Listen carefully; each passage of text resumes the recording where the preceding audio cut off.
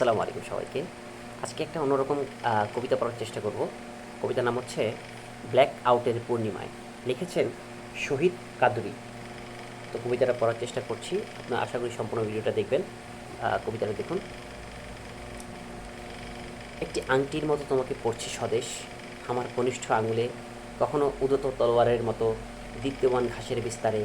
দেখেছি তোমার ডোর কাটা জলজলের জলজলের রূপ জ্যোৎস্নায়, তারপর তোমার উন্মুক্ত প্রান্তরে কাতারে কাতার কাতারে কাতারে কত অচেনা শিবির, কুচ কুচকাওয়াজের ধ্বনি, যার আড়ালে তুমি অবিচল অটুট চিরকাল। ধ্বনীয় বদ্ধ ভূমি হলো সারা দেশ, রক্তপাতে আর্তনাদে হঠাৎ হত্যার হয়ে গেল বাংলার বিস্তৃত প্রান্তর। অথচ সেই প্রান্তরে একদা ধাবমান জেব্রার মতো জীবনানন্দের নরম শরীর ছুঁয়ে ঊর্ধ্বশ্বাস বাতাস বইছে। এখন সেই বাতাসে শুধু ঝলসে যাওয়া স্বজনের রক্ত মাংসের ঘ্রাণ আর ঘরে ফিরবার ব্যাকুল প্ররোচনা।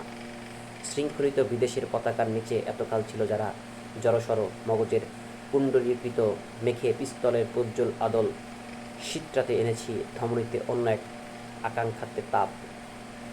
আবাল্য তোমায় যে নিঃস্বর্গ ছিল নিদারুণ নির্বিকার, সুরক্ষিত দুর্গের মতো আমাদের প্রতিরোধে যে হলো সহায়।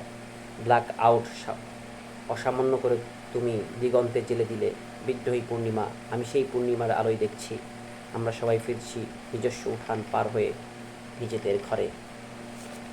নিজেদের ঘরে। কবিতাটা আসলে বিশ্লেষণ কী করব আমি নিজেই বুঝি নাই। শহীদ কাদরী সাহেবের লেখা, সো এই লেখাটা একটু অ্যাভয়েড করে যাই, কারণ লেখাটা আমার বুঝে আসে নাই। সো লেখাটা আপাতত বাদ দেই। আসলে একটু গল্পই করি, তাই না? আপনাদের সাথে গল্প করি, যে কী নিয়ে গল্প মানে আপনাদের সাথে ভিডিও দিলে ভালো হয় অবশ্যই কমেন্ট করে জানাবেন আপনারা। আপনাদের পছন্দের অনুসারেই আমরা কন্টেন্টগুলো দেওয়ার চেষ্টা করব। আর আমাদের চ্যানেলে নতুন হয়ে থাকলে অবশ্যই সাবস্ক্রাইব করবেন চ্যানেলটিতে, কারণ এই চ্যানেলটিতে ভিডিও দেওয়ার উদ্দেশ্য হচ্ছে আমার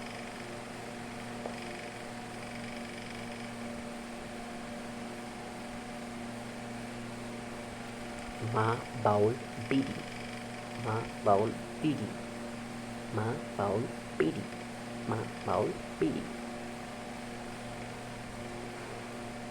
বাংলা বাউল সং, বাংলা বাউল সং, বাংলা বাউল সং, বাংলা বাউল সং।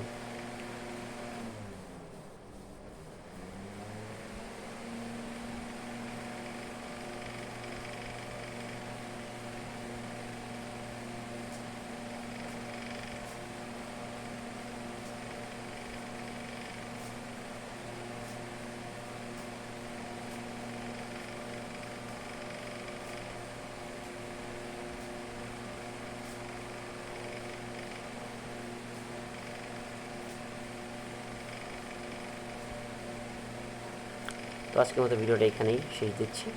ভালো থাকবেন, সুস্থ থাকবেন, এবং অবশ্যই কমেন্ট করে জানাবেন কীরকম ভিডিও দেখতে চান আপনারা। তো আপনাদের মনকে প্রাধান্য দিয়ে আমরা ভিডিও বানানোর চেষ্টা করব। ধন্যবাদ সবাইকে। আসসালামু আলাইকুম রহমতুল্লাহ।